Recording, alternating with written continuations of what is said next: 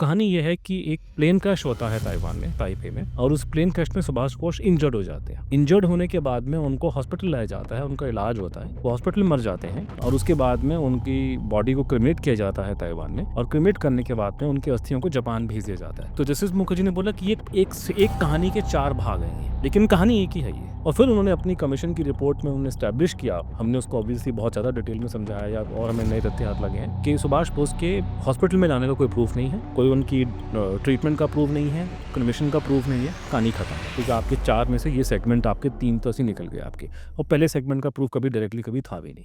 तो बेसिकली उन्होंने वहाँ पे उस सेगमेंट को फोकस किया। अब ये जो नई चीज़ हमारे हाथ जो शेडई के बारे में लगी है, तो अब हमारा आप कहना है कि साल 2025 में कि नेताजी की डेथ की कहानी ये नहीं है कि एक प्लेन क्रैश हुआ जिसमें सुभाष बोस इंजर्ड हो गए।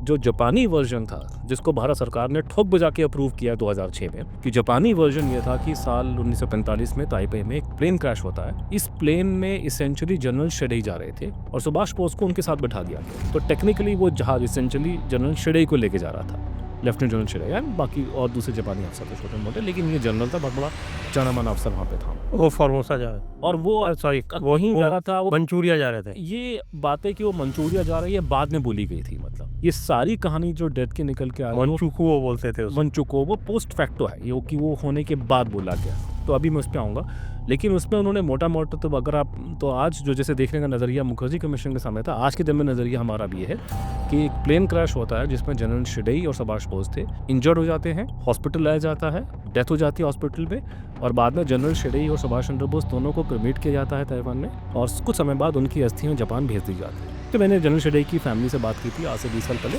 तो उनको अस्थि कलश मिला था। तो अस्थि से कुछ साबित तो करता नहीं, लेकिन कलश उनको मिला था, कलश मिला, कुछ कपड़े में पुराने मिले थे उनको।